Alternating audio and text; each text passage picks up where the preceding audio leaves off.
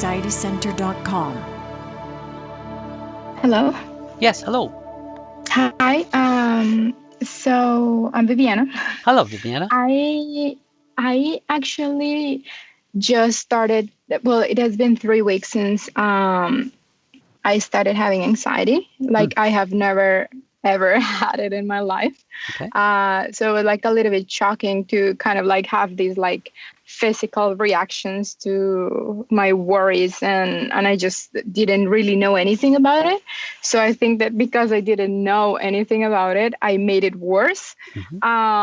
So this specific fear that I started having like 3 weeks ago was related to my relationship. I have been married for 5 years, and I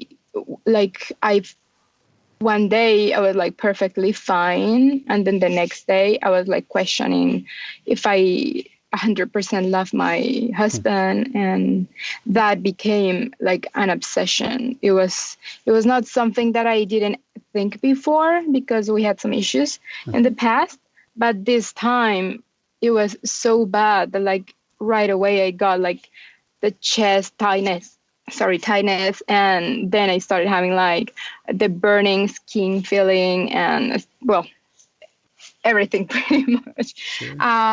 So I started reading about it. That's how I found your website. And then I was thinking, oh, well, if I had known about this before, maybe I would have not like reacted the way I did. And maybe I would have been able to control what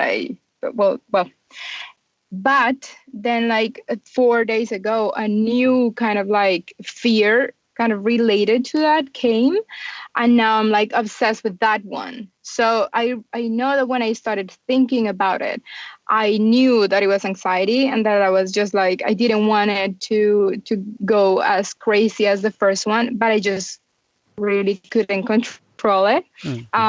So now I'm like obsessed with another thing, and I wanted to know, I am just going to start therapy. I haven't started. Okay. But I wanted to know, is there any way, even at the beginning of this like journey, is there any way to kind of like in some way contain these new fears and these new things without like letting them grow that crazy? That's one question. The other question is this psychologist, he asked me about medication, and I said that I was not really interested in medication, and I wanted to know, because I hear a lot of people talking about like they are taking this and that, and it really makes me very worried to know that I have to take medication, especially because I don't know if I actually need it now. But I decided not to go and not to like take medication. And I just wanted to know if you have like had any experience with someone who was able to like overcome anxiety without taking medication. I think that was it. Those are my questions. Okay, sure. Can you give me a ballpark of your age? For example, are you between 20 and 30, Yeah. 30 and 40, 40 and 50? Yes, I'm 29 actually. Okay, all right, alrighty. Almost 30. Almost, okay. And you said you've been married for 5 years?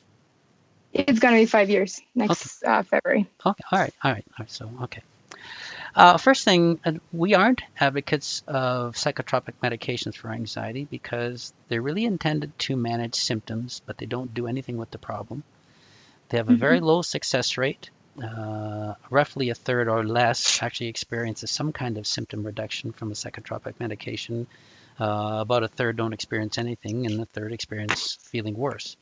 Psychotropic medications are not very well understood even today. They don't, for example, when you talk with a pharmacist or a sales rep and you ask them about the psychotropic medication, they'll always tell you the mechanism is unknown. They just don't know what it's doing in the brain. And that's the truth. The problem with psychotropic medications, too, is that they can also cause a lot of negative effects, and some are long-lasting. I know psychologists do this, especially those who are old school, when they really believe that medication is the first line of treatment. But that really isn't the way things are anymore. if you were to look at the current research, you'll find that cognitive therapy is the gold standard treatment for anxiety, depression, and a bunch of other mental illnesses because of its effectiveness. And I would assume that you're probably new to our website. Is that true? Yeah, I mean, I found you guys like the second day I started having anxiety. Okay, all right. So yes. Gotcha. All right. Yeah, and you'll find that anxiety is caused by behavior, and medication doesn't change behavior. Again, it just is intended to manage symptoms, but it doesn't do a great job there for a lot of people. So going after the behaviors is the way to deal with anxiety disorder, period. Now, Hmm. but there are some people who medication is required, and those are the people who are in really high distress and are low functioning. Hmm. The medication can provide some mood stabilization until they actually start working on their behaviors, but those are in the very, very small percentage of cases. And it doesn't sound like you're one of them since you're just starting. So I would avoid medication if you can. The other thing with psychotropic medication, there is a very high rebound rate, which means that you may be on it for a while, feel good, and you discontinue because you're feeling good, and then months later you're back on it again because you feel awful. While it's not documented and the pharmaceutical companies won't tell you, research does Hmm. show that there's a ripple effect, and that's a very high rebound rate, and they're not sure why. So it's not something we recommend for sure, not in this case. Okay. Yeah. Number two, dealing with how do you stop your fears from growing? Well, you know, the one fear that you talked about is you're not sure if, your relationship or if you loved your husband. This can come from elevated stress. We talk about this in one of our symptoms, but when our stress is elevated, the body produces stress hormones, cortisol, and so on and so forth, at a higher level than normal. And that causes a change in how the brain functions. Because if you think about it, stress hormones are supposed to get our attention diverted to a threat. That's what their job is supposed to do. Again, stress hormones are designed to protect us when in danger. We sense danger, the body changes its makeup in order to deal with that danger, and then when the danger is past, the body reverts, it recovers. But when we're under chronic stress, sometimes those stress hormone levels will rise and remain abnormally high. Now, I'm not talking outside the normal range, but just unusually high within the normal range, which then causes those emergency response changes to sort of become semi-stuck. So now all of a sudden the brain is looking at threats, is looking where danger is. And when our stress is elevated, we can actually perceive threats where they normally wouldn't exist. And a common place is relationship. If we're having panic attacks, and then the brain is looking, surveilling for danger, and it says, well, maybe you didn't really love this guy. And that presents another threat, which we react to because, oh my gosh, did I make a mistake? And then that fear just keeps on going. And so sometimes high stress can challenge our view of our relationship. Now, at other times, there are stresses can come from the relationship itself, especially when a person's newly married. Within the first 7 years, there's a lot of adjusting to do because people are living together. Likes and dislikes are clashing. Priorities are clashing, and sometimes when you're interacting, with your spouse, you can think, well, man, boy, I must have married wrong here. I didn't see that when we were dating or whatever. And sometimes that can present a threat. And so we want to have a fair evaluation of, all right, is that threat valid or not? Is it just a response to stress, or is there a valid concern here? Now, with marriage, depends on how many years you courted and how well you got to know the other person. If you spent a decent amount of time getting to know the person, you're still going to bump into challenges. That's just how living together works. You're just not going to get along all the time. But if there are issues within the relationship, it doesn't mean the relationship is over. It just means maybe you need to work through some issues. And this is where, again, therapy can help both people look at, their differences and try to find ways of compromising and understanding the other person. So even though if there is discord in the relationship, you can still work through it and not lose the relationship. So again, it doesn't have to be a threat. So it would depend on, when you're working with your therapist, I'm sure the therapist is going to ask you questions about the relationship and whether that is a valid concern. But both of these are fairly common and nothing to be concerned about. How you stop them is by saying, okay, well, just a minute now. I'm going to be overreactive because my body's stressed. And if you had a panic attack, that usually means stress is elevated. So, all right, I'm going to be more reactive. So when the panic attack shows up or those feelings start to well up again, it just says, okay, wait a minute. No. This is just stress. I need to keep myself calm here. And then when the brain says, well, what about this? And what about this? You can say, no, my body's stress is just up. Don't have to react to that. This will keep your finger off that panic button and help you to settle until as you work through the therapy and find out what those core issues are. and make changes there. Again, that's one way to do it. I don't suggest you trying this on your own Mm-hmm. because, again, a lot of times we can't see our relationships clearly. We don't know what the problems are. This is why professionals are around to help us do that. But if you are working with a professional, I'm sure you can, get to these things relatively quickly and find lots of ways to contain it so this doesn't become a problem. But it's pretty common. Okay. I have an additional question. Hmm. Can I? Do I Yeah, have the time? yeah, absolutely. Yeah. Hmm. Okay. So yesterday I went for like an evaluation. I talked with two psychiatrists and then a psychologist, and then like he said that he was gonna call me to like tell me what the process was gonna be, like the therapy and Yeah. the schedule and everything else. This place is actually an OCD and anxiety disorder hospital.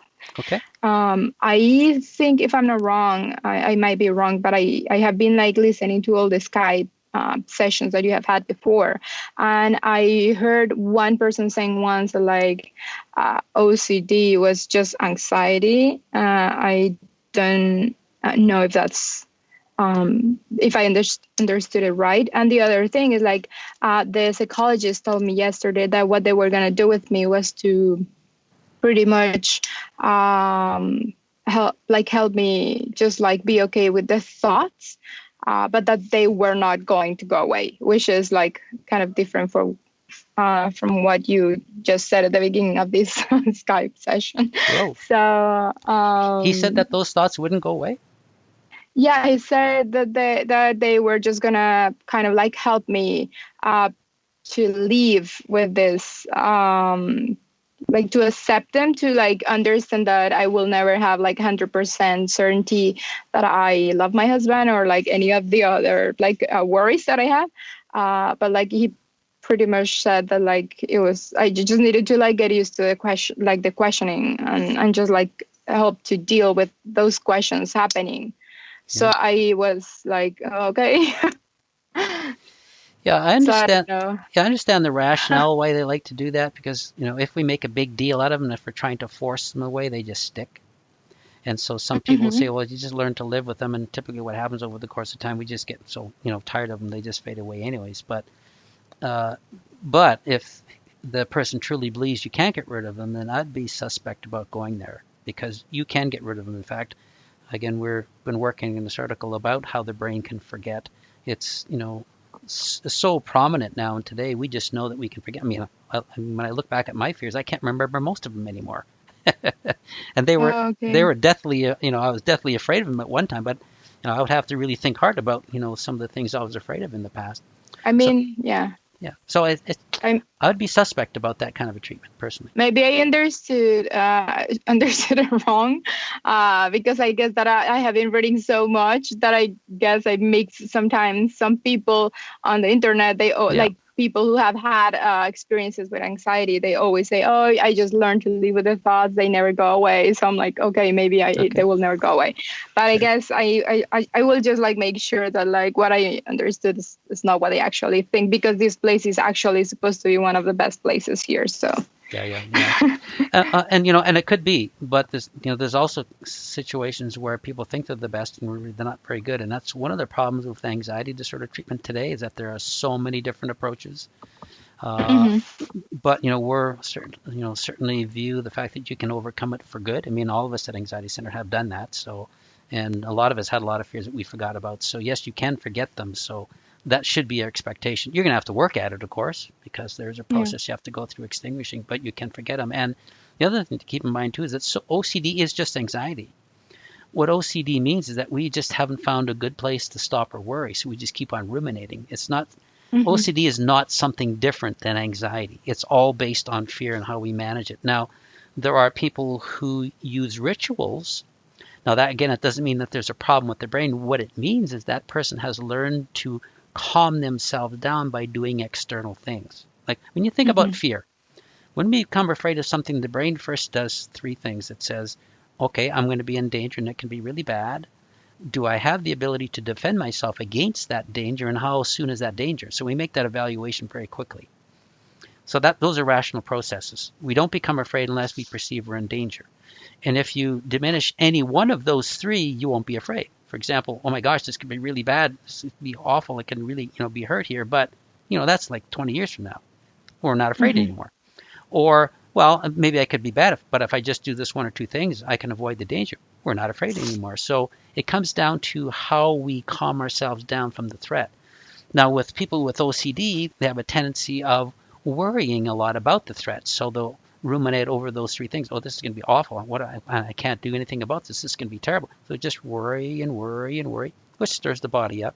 And then for some people, they find that, well, if I just count this thing, a number of times, then I think I'm going to be okay because I feel safe. And so they learn to contain by doing things. So it's no different than basic anxiety. They've just learned to contain externally versus internally. So what we do Mm-hmm. with our OCD clients is we teach them how to contain internally. We teach them how to come up with refuting statements, how to diminish the threat using those three principles. We give them all kinds of tools. And once they have those tools internally and they begin to use them and become a habit, well, they contain like everybody else. There's no more need to do external things because they've already contained internally. So OCD is nothing to be concerned with. It's just kind of what anxious people do, right? Mm-hmm. Now, Okay. when it comes to dealing with threats, you want to identify what the threat is. I'm not a proponent of, well, we're just going to get you used to those thoughts. Because to me, that's kind of useless. If you're afraid of them, you're afraid of them. No matter how many times they pop up, you're still going to react with fear. Whether they pop up 30 or 40 or 50 times, if you still think they're dangerous, they're going to be dangerous. And so our approach is, well, what's the threat? And how can we look at that threat so it's not threatening any longer? Because if the threat pops up and you think, oh, I don't have to worry about this because of X, Y, Z, we forget about it. And as the brain keeps trying to remind us, we keep saying, no, I don't have to worry about this. I've got this covered. The brain eventually says, okay, forget it. Just stops reminding us and we forget about it. So it comes down to really going after the core threat, coming up with good refuting statements, using those refuting statements to calm ourselves down, and the brain learning that we don't have to be afraid anymore. And everybody can do this with work and help. Yeah, Okay. Great. Thanks. you're welcome. I wish you all the best there as well. So, I would encourage you to really evaluate your relationship too to see if there's any real, potential threat there for you. I wanted to say this, and not that this applies to your case, but we're also going to be publishing an article about how our relationships can be the main source of our anxiety. Mm-hmm. We've known this for some time, and it's only been verified by research recently, is that, for example, if you anxious people are typically empathetic. We care about others. And we typically come from backgrounds where our parents controlled us to some degree, whether through overcriticism, overprotection, or whatever.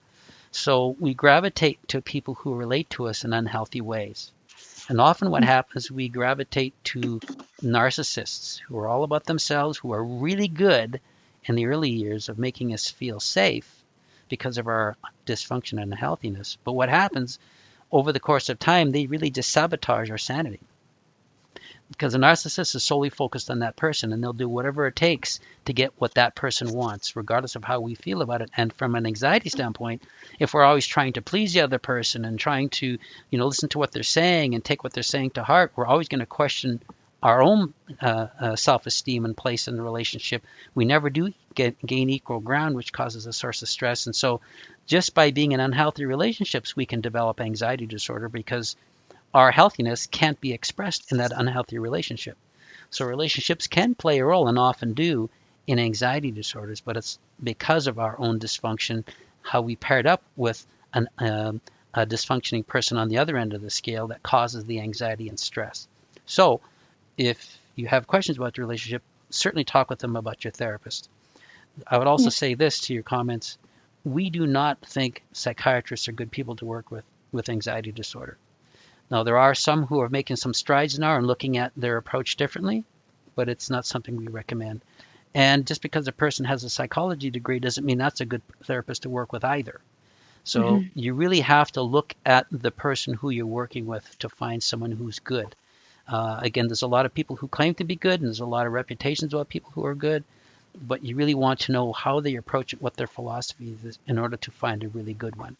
Now, Okay. what we do with our therapists is we go to great lengths to find the best ones. In fact, we've topped out about a year ago because it was hard to find really good therapists who've actually been through anxiety disorder themselves, who are medication free, and who have a similar philosophy about how to help people get better. And we've actually been recruiting the last 6 to 8 months looking for others because our therapists are always booked up.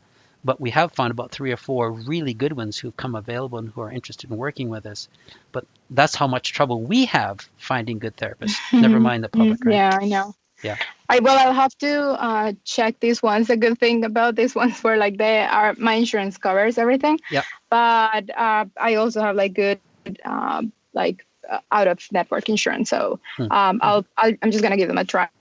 Sure, you bet. Yeah, just watch what they do. I mean, I'm not saying all therapists are bad either. You just want to be cautious about their approaches. And a big red flag for me is when someone mentions their medication right out of the gate. Yeah. That is for me is a red flag for me. So, but if there was some mix up in terms of what was going on, certainly evaluate it, be cautious, and then make your decisions as you go. Okay, great. Thank you. You're more than welcome. Yeah. In fact, just going back to relationships, one of my clients a number of years ago was in a similar spot in terms of relationship, a really unhealthy match. And we worked together for a long time, just trying to get her anxiety down. And while she had good skills and tools, she just never could get to the place of being recovered because of all the turmoil that relationship caused.